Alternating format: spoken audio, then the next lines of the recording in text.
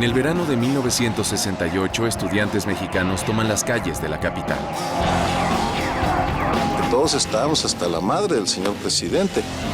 Estábamos en una olla de vapor que pronto estallaría. Y termina en un acto de sangre que conmueve al país. Era una cosa terrible. La gente caían muertos por todos lados. Era una sinfonía ahí de llanto, gritos, horror.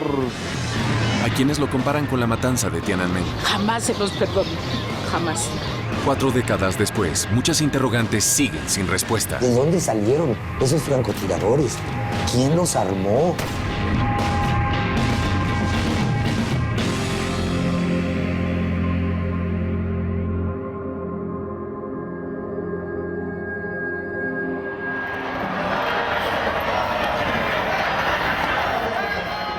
En pleno 2008, no es extraño encontrar una manifestación política marchando pacíficamente por las calles de la capital mexicana. ¡La lucha sigue y sigue!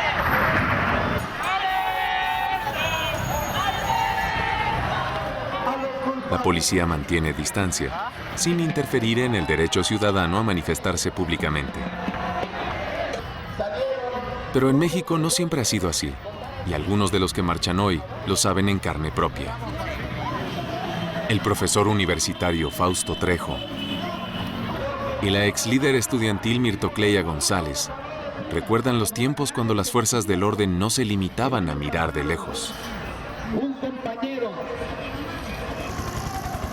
Y si los helicópteros sobrevolando inquietan a Fausto Trejo, no es para menos. Hace 40 años, protestas como esta estremecieron a la nación y provocaron uno de los episodios más sangrientos de la historia mexicana. En el verano de 1968, los jóvenes de México se unen a un movimiento estudiantil mundial que pide una revolución a gritos.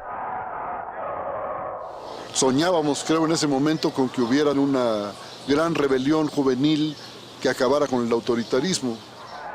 Porque en este país todo lo que no estaba prohibido era obligatorio. Había que retar a lo prohibido y eso suponía desde cómo te vestías, qué bailabas, qué tomabas, qué hacías con tu novia o qué te hacía tu novia. Vamos, todo formaba parte de una etapa nueva. Igual que en Europa y Estados Unidos, los estudiantes mexicanos viven la liberación sexual a pleno. Era la primera vez que muchas compañeras, mujeres que estudiaban, estaban también en la calle. Veníamos de una sociedad muy tradicionalista. Pues en aquel entonces estábamos educados muy rígidos, tanto en nuestras casas como en las escuelas. Lo que decían los padres o lo que decían los maestros era eso lo que se tenía que hacer. Bueno, yo estudiaba en la Facultad de Derecho, en la universidad, y venía yo de provincia. Vivía en un pensionado para señoritas. Ahora ver a nuestras compañeras de los grupos de escuela en las calles también con nosotros era una cosa muy importante, era una cosa no vista antes. Vivíamos el periodo de la Guerra Fría. Simpatizábamos con la Revolución Cubana. Sabíamos de los movimientos que existían a nivel latinoamericano. Los estudiantes se enteraban desde luego del mayo del 68 en París. Estaban expuestos a visiones alternativas de su mundo. La creencia que teníamos los jóvenes en aquella época era que teníamos la capacidad de ser libres y de vivir una vida sin la interferencia del señor presidente, de la iglesia y de nuestros papás. Y las universidades eran de los pocos espacios que había en el país para respirar, para poder decir las cosas como las pensábamos, como las creíamos y como las queríamos. Por 39 años, México vive bajo el puño del Partido Revolucionario Institucional, el PRI. Bueno, ese era un país gobernado por un solo partido, en el que la libertad de expresión estaba severamente limitada. El gobierno controlaba todo, absolutamente todo. La chispa que desata la confrontación directa con el gobierno no surge de las universidades, sino de las escuelas preparatorias. No eran enfrentamientos de tipo político, fue sencillamente un choque ahí de grupos de jóvenes. Empieza con un pleito entre estudiantes por un juego y la policía pretende contener golpeando a los estudiantes en sus propias escuelas. El 26 de julio, cientos de estudiantes se vuelcan a las calles a protestar contra la represión. La represión policíaca fue de tal magnitud que convirtió ese problema juvenil intrascendente en un problema político de los más serios por los que ha vivido el país. Los disturbios estudiantiles explotan en el peor momento posible para el gobierno, a escasos meses de un evento histórico para la nación mexicana. En el 68 México iba a tener las primeras Olimpiadas en su historia. Las Olimpiadas eran el momento en que México iba a mostrarle al mundo que un país subdesarrollado podía llevar a cabo una buena Olimpiada.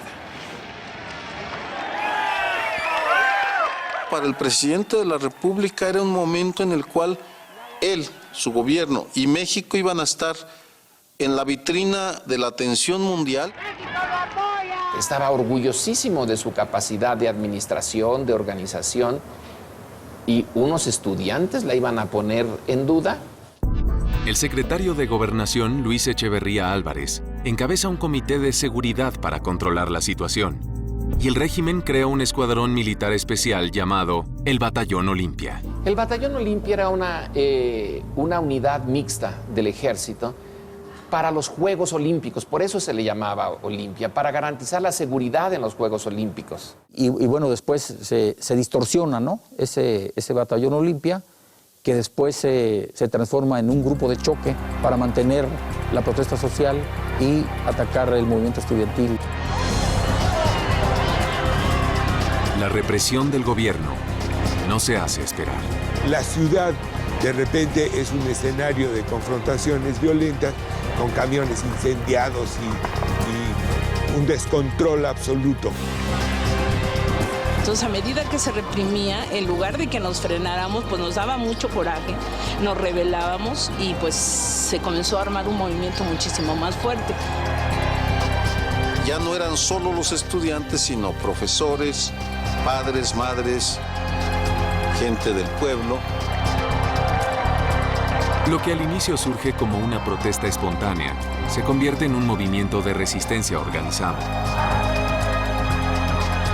Ese verano, miles de personas marchan contra el régimen autoritario del PRI. El gobierno reprime las manifestaciones, en ocasiones hasta con tanques. El presidente de la República sintió que su autoridad estaba siendo amenazada y empezó a resentir que en público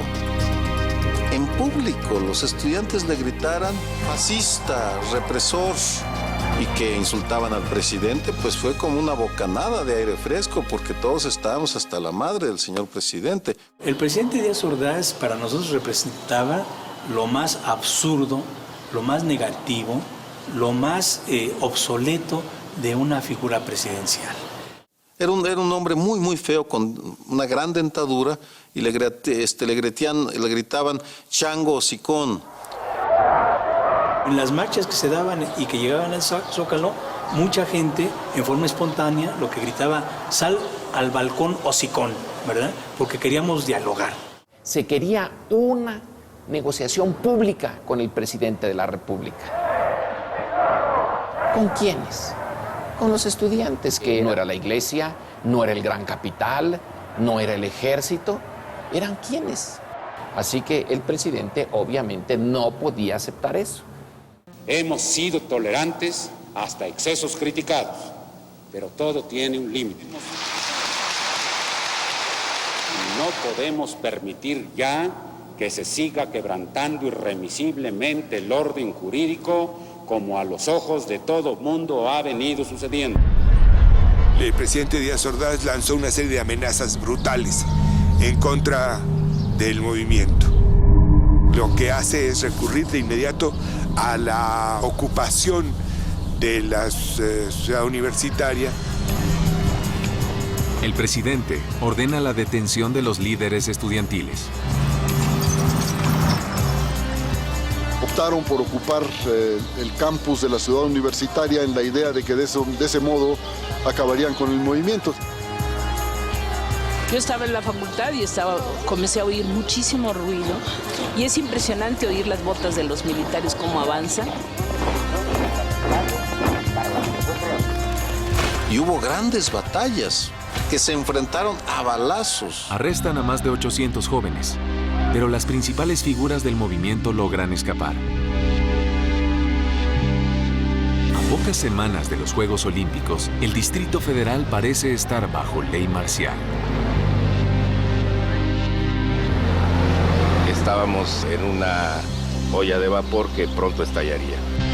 Los líderes estudiantiles convocan a un mitin el 2 de octubre para responder a la crisis. El lugar, la Plaza de las Tres Culturas en el barrio central de Tlatelolco. Miles llegan sin sospechar que el gobierno ha decidido acabar con el movimiento estudiantil durante el mitin.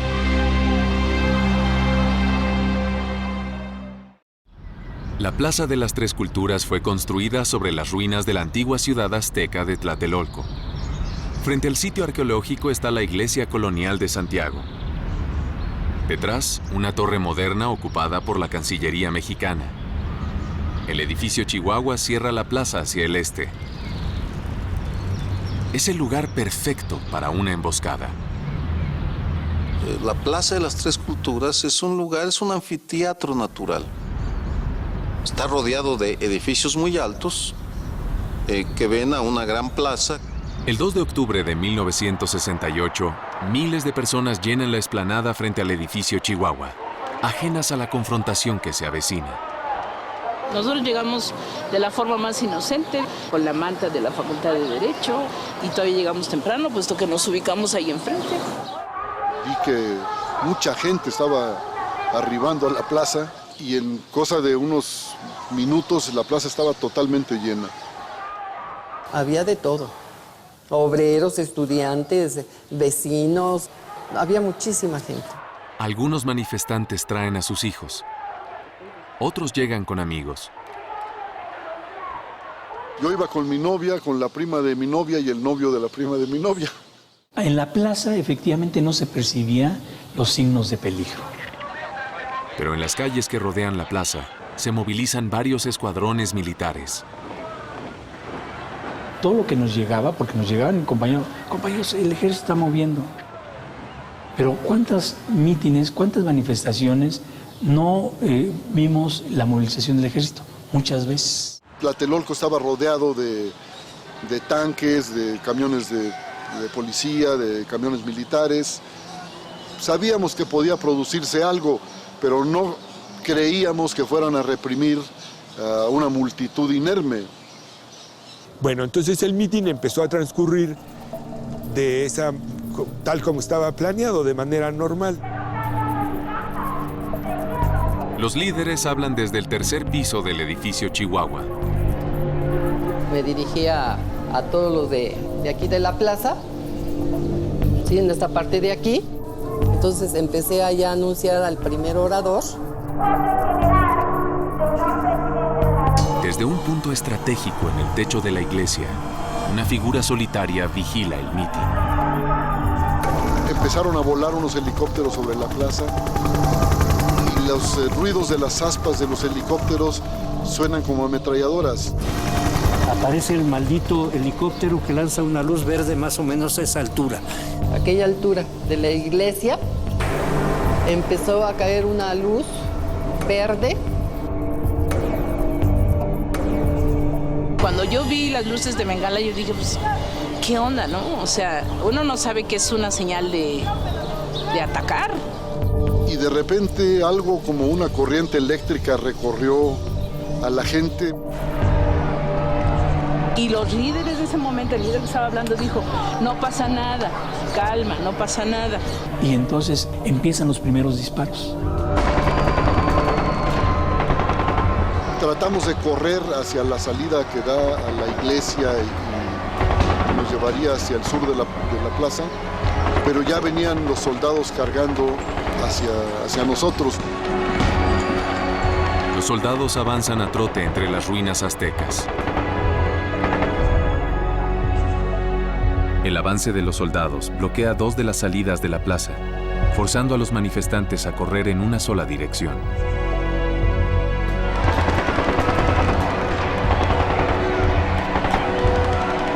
La multitud corre, se trata de ir, pero está cercada. No tenían para dónde correr porque entraba ejército por allí, ejército por acá.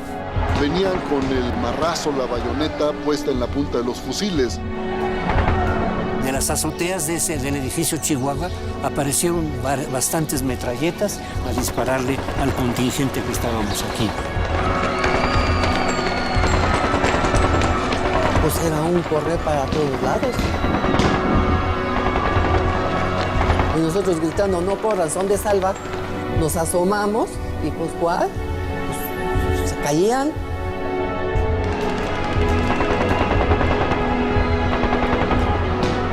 Era una sinfonía ahí de llanto, gritos, horror, mentadas. Y todos tratábamos de meternos debajo de los demás. Ya hoy se comenzó a oír el tableteo de las ametralladoras y entonces tú te vuelves, te bloqueas. Corrimos, me dijo Tita, corre, y yo traía la manta, me dice, deja la manta, pendeja, déjala. Pues sí, pero yo no sabía, o sea, si te bloqueas con eso.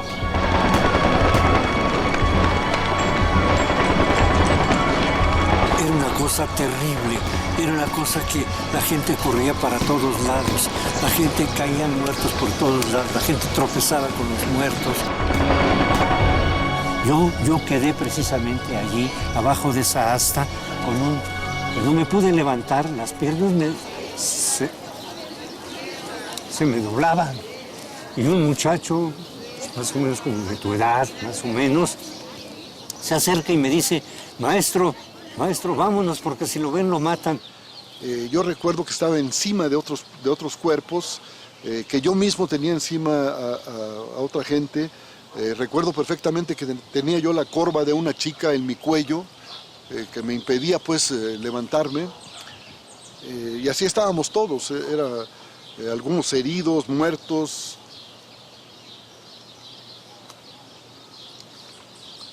Y el muchacho se puso adelante de mí y una maldita bala le atraviesa la cabeza. Lloraban, sobre todo las mujeres. Tratábamos de consolarlas, consolábamos a las otras compañeras que ni conocíamos.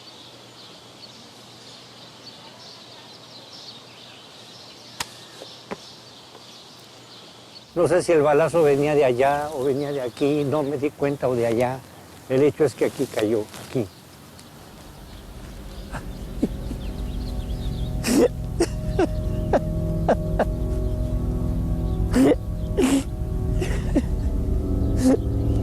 Ay, es lo más tremendo de mi vida.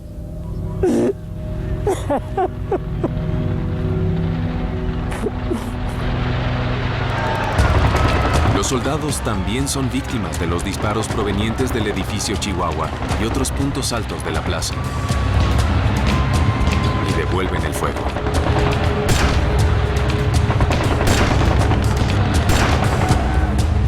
En el tercer piso del edificio Chihuahua, los líderes estudiantiles buscan refugio. Los que pueden se alejan del balcón. Corrimos hacia los elevadores, ¿sí? Y nos encontramos que salieron aquí los de guante blanco. Son enfrentados por un grupo de hombres armados, cada uno con un guante blanco en la mano izquierda. Y nos dijeron, van para atrás. Entonces todos pues, espantados nos fuimos para atrás y al suelo, hijos de la chingada, que aquí los vamos a tronar. Nos empezaron a bajar. Primero nos jalaban hacia las escaleras, arrastrando. De ahí nos entregan al ejército y nos llevan a la parte de abajo. Y nos ponen con las manos en la pared, nos obligan a bajarnos los pantalones. Casi todos los líderes del movimiento son capturados esa noche. Muchos son golpeados. Ahí estuve hasta que nos llevaron en los camiones y nos llevaron a un lugar desconocido. Finalmente, supongo que como a las 8:30 de la noche, empezaron a mover cadáveres, a levantar heridos.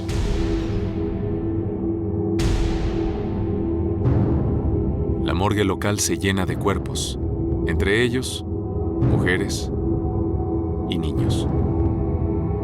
La cifra exacta de muertos sigue siendo un misterio. Nunca pensamos que el espíritu genocida del gabinete de la Changa Díaz Ordaz fuera tan criminal para hacer esto.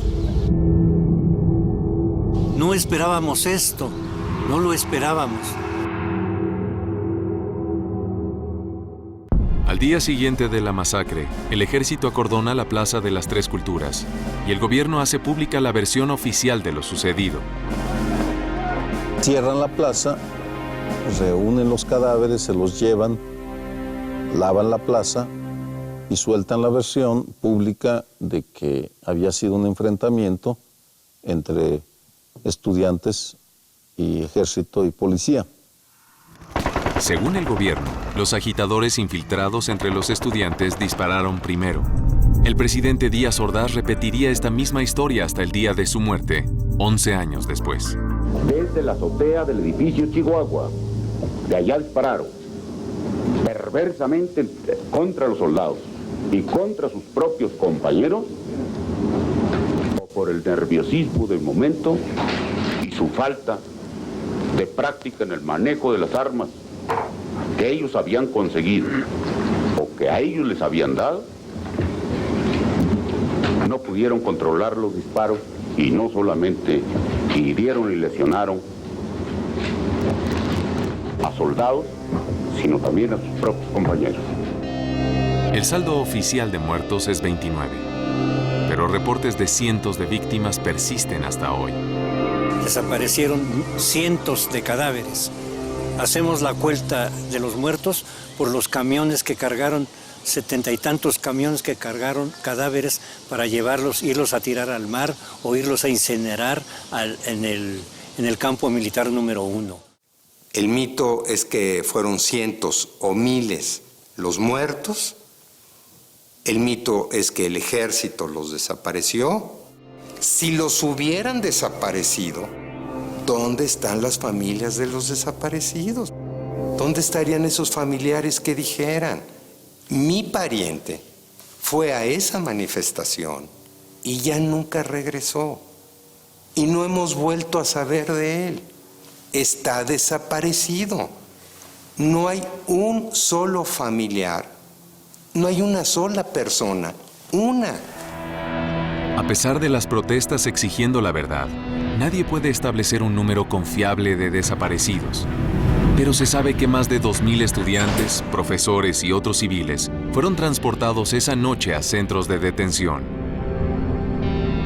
Me hicieron un interrogatorio como de unas 18 o 20 horas. Entonces lo que buscaban era alguna declaración comprometedora para de inmediato proceder a una consignación a la cárcel, ¿no? Estuve más de 10 días incomunicada, viendo unas escenas impresionantes.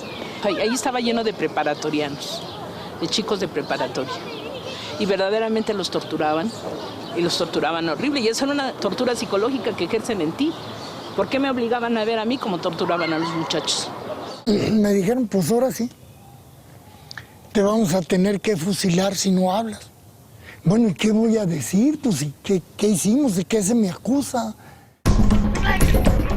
Y me amarraron atrás, me pararon a fuerza y llamaron al pelotón de fusilamiento. Y entonces dijeron, preparen, apunten. Yo nomás apreté el cuerpo, agarré aire y estaba esperando la descarga en ese momento. Cuando tronó, bájate, no, pues ya estoy muerto. Pero empecé a sentir el pasto otra vez. Pues no estoy muerto. Y entonces dices, no, esta fue de salva. Pero te damos una oportunidad más. Viene una etapa muy difícil para los líderes estudiantiles y para la oposición. Encarcelan a los principales líderes en una prisión conocida como el Palacio Negro de Lecumberri.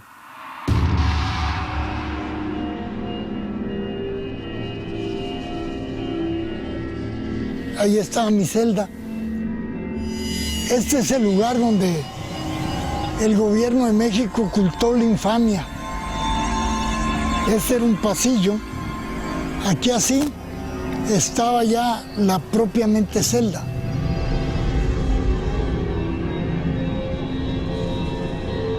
Y ahí estaban los lugares donde nos dormíamos. Y arriba, desde allá arriba hasta la punta de la celda, eran puros barrotes.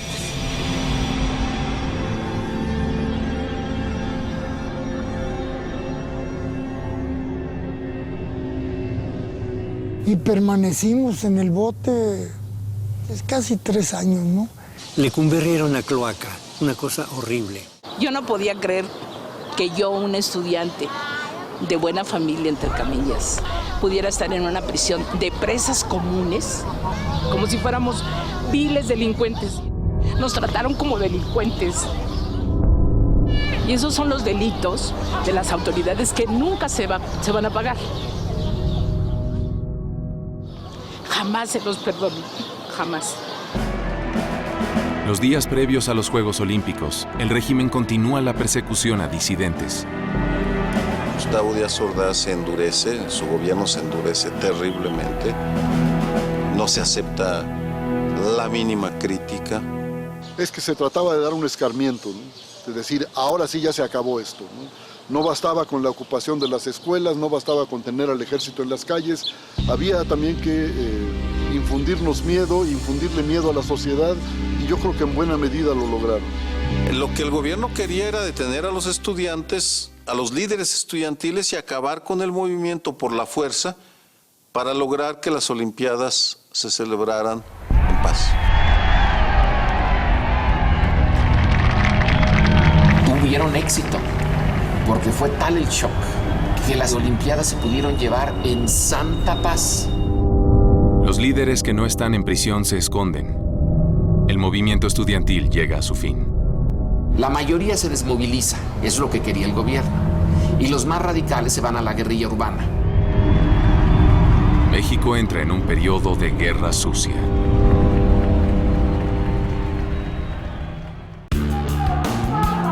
¿Qué sabemos a ciencia cierta de los sucesos de ese 2 de octubre? Los investigadores oficiales y extraoficiales concuerdan en que el gobierno puso en marcha un complot que incluiría víctimas civiles y militares.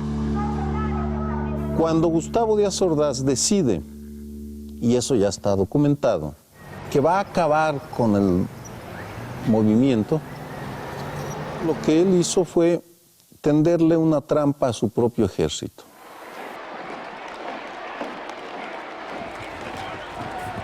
Los destacamentos militares arribaron a la plaza, desde las 11 de la mañana se empezaron a mover y a las 4 de la tarde ya había presencia militar considerable. El ejército tiene órdenes de disolver el mitin y capturar a los líderes del movimiento estudiantil. Una segunda operación paralela comienza varias horas antes. Las tropas regulares no están enteradas de esto. Hombres vestidos de civil entran al edificio Chihuahua y a otras torres vecinas con vista a la explanada. Ocupan al menos 10 apartamentos en diversos pisos. Los hombres llevan rifles y armas automáticas. Toman posiciones de francotiradores en las ventanas. Otros agentes actúan como vigías desde la iglesia y otros edificios que rodean la plaza. Una vez que están ahí, aprovechan ese escenario, ¿no? Y les queda ad hoc, ¿no? Porque tiene partes altas donde se puede ubicar perfectamente bien la visibilidad de todo el escenario. A las fuerzas de seguridad del Estado les queda a tono, ¿no? Para lo que iban a hacer. En una tercera operación simultánea, un destacamento militar, también disfrazado de civil, con un guante blanco para distinguirse entre la multitud, cierra el acceso de las escaleras para que los líderes estudiantiles no puedan escapar.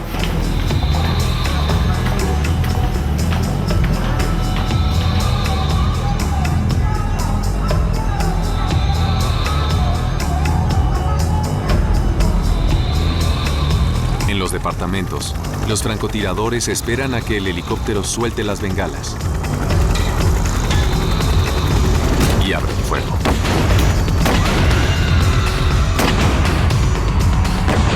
El primer tiro, esa noche, esa tarde del 2 de octubre, proviene del edificio que es desde donde hablaban los líderes del movimiento.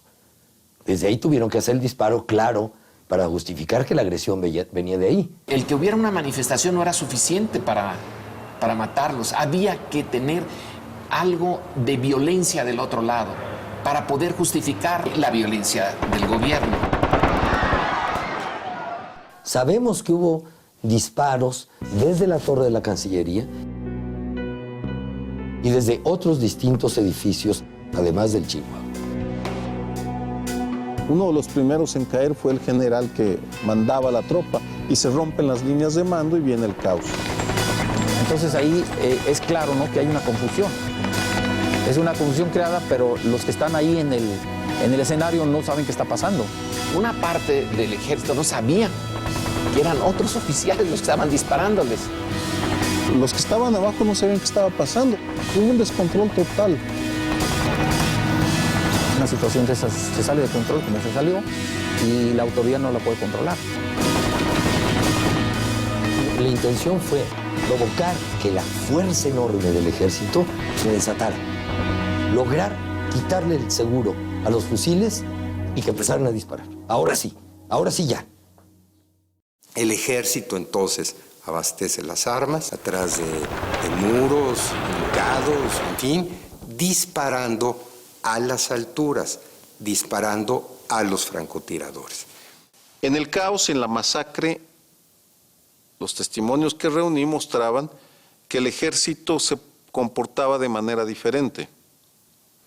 Algunos dejaban pasar, otros golpeaban a culatazos, otros atravesaban con bayoneta, es decir, era el caos. Incluso el mismo personal militar, confundido lo que estaba pasando, protege a la misma gente civil.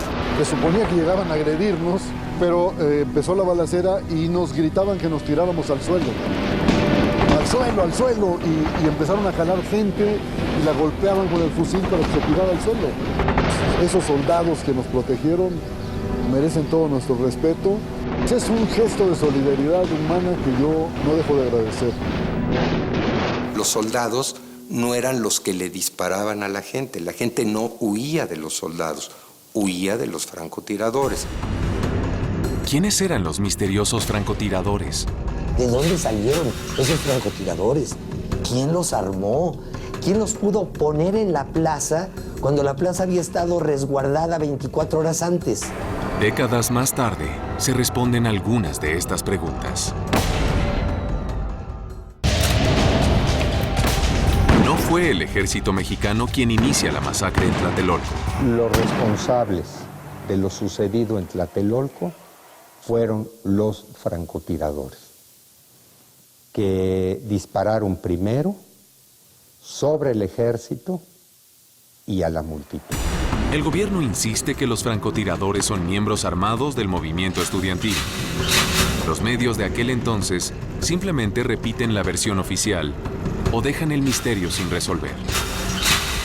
En los medios de comunicación, en la prensa, es que dicen que francotiradores que no tienen identificación o que no saben quiénes son los que provocaron esta masacre, ¿no? Los hombres de guante blanco que ocupan las escaleras del edificio Chihuahua han sido identificados como miembros del Batallón Olimpia, las fuerzas especiales creadas para proteger las Olimpiadas. Testigos aseguran que después de arrestar a los estudiantes, el comandante del batallón disparó desde el balcón del tercer piso hacia la plaza. Después de que sometieron a la gente de la tribuna, ese tipo se puso detrás de la columna y empezó a disparar sobre la gente. Pero en los últimos años, se ha descubierto que el Batallón Olimpia es tan solo una pieza del Plan Maestro. El entonces secretario de la Defensa General, Marcelino García Barragán, revela todos los detalles de la operación, pero solo después de su propia muerte y de la del presidente Díaz Ordaz. Según los archivos y documentos, ¿sí?, que fueron puestos a la luz pública y que pertenecen al archivo personal del exsecretario de la Defensa Nacional, Marcelino García Barragán, se concluye, ¿sí?, que los francotiradores que dispararon en contra de los estudiantes y del ejército el 2 de octubre de 1968 eran parte del Estado Mayor Presidencial. No hay ninguna duda. El presidente de la República, Gustavo Díaz Ordaz, ordenó que un grupo de los oficiales más cercanos a él dispararan contra la multitud y contra los soldados que habían sido enviados sin conocimiento previo por Marcelino García Barragán. Según los documentos del general Barragán, el ejército regular encuentra y arresta a varios de los francotiradores esa noche. El ejército captura a 2 de estos oficiales del Estado Mayor con armas automáticas. Barragán dice que ignoraba la existencia de los francotiradores del Estado Mayor hasta que sus tropas los interceptan y detienen. El general ordena liberarlos para ocultar la verdad. No eran civiles, eran militares disfrazados del Estado Mayor que dispararon en contra de sus compañeros, matándolos. ¿Quiénes los mataron? Sus propios compañeros. Pero de tan planeado, tan bien orquestado, que fue el inicio del fin. El principio del fin es el 2 de octubre. El 2 de octubre del 68, el presidente de la República ganó una batalla y perdió la guerra. Quería pasar a la historia como un constructor de países y quedó en la historia como un represor de estudiantes que se manifestaban pacíficamente. En el largo plazo, el costo en legitimidad para el régimen fue enorme. Y eso explica en parte su fin. Inicia esa larguísima transición a la democracia. Se aceleraron las fuerzas que varias décadas después desembocaron en elecciones confiables, en un México algo mejor.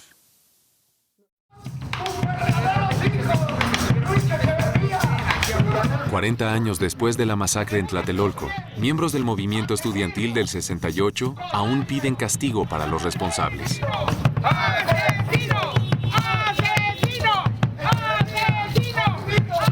Pero en el 2008, solamente un miembro importante del régimen de Díaz Ordaz se mantiene vivo para enfrentar las acusaciones. Se trata del entonces secretario de Gobernación Luis Echeverría Álvarez, encargado de la seguridad interna del país en 1968. 2 años después fue el sucesor de Díaz Ordaz en la presidencia de la República. El fiscal especial acusó a Echeverría de genocidio. Pero tras años de acciones legales y presiones políticas, el caso aún no se ha llevado a juicio. El ex jefe de seguridad se encuentra bajo arresto domiciliario en la Ciudad de México. Cada año, el 2 de octubre, venimos a la casa de Luis Echeverría a recordarle que está preso. Se le acusa de ser coautor del genocidio del 2 de octubre. Está en su casa, pero la verdad es que es una prisión. Y yo que padecí prisión, sé lo que es estar preso, aunque sea la jaula de oro. Pocas fiscalías han llegado tan alto, al titular del Ejecutivo y al jefe del Estado. Los mexicanos pudimos hacerlo.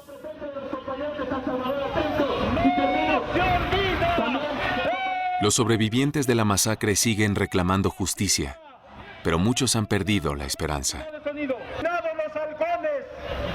Yo creo que los actuales gobernantes, los jueces, pues prefieren que se mueran y que se vayan a la tumba personas como Echeverría y los militares que tuvieron a su cargo el operativo del 68 antes que se reconozca que son culpables. Hoy venimos marchando los familiares de los compañeros universitarios que fueron masacrados en territorio de Ecuador. La posibilidad de encontrar justicia se desvanece aún más cuando el gobierno del presidente Felipe Calderón clausura la Fiscalía Especial en el 2007. La Fiscalía fue desaparecida sin pena ni gloria y ahora todavía estamos peleando porque no se destruyan los archivos recopilados, la documentación que obtuvo esa Fiscalía, que es muy valiosa para establecer al menos la verdad.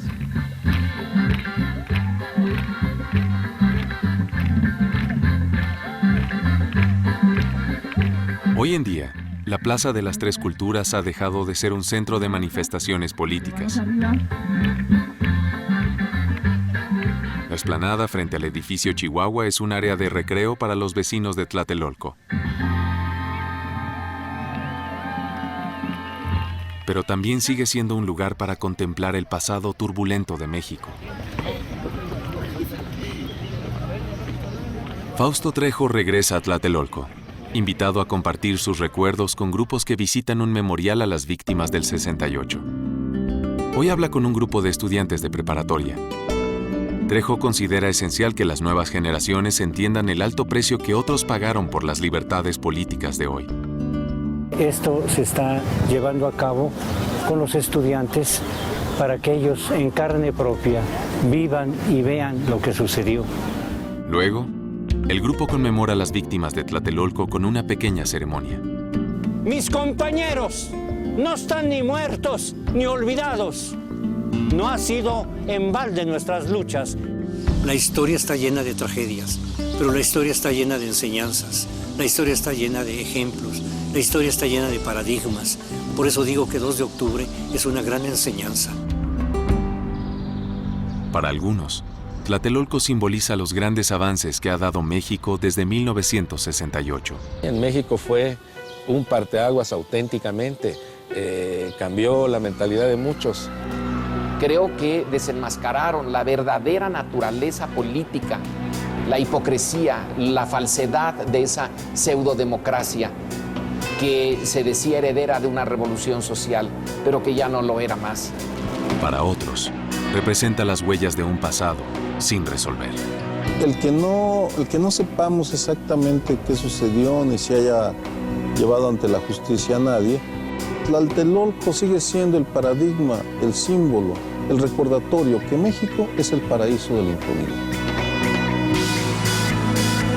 Esta deuda histórica que tiene México con su pasado, mientras sigamos caminando con las sombras y fantasmas del pasado no esclarecido, no lograremos fundar sino sobre arena.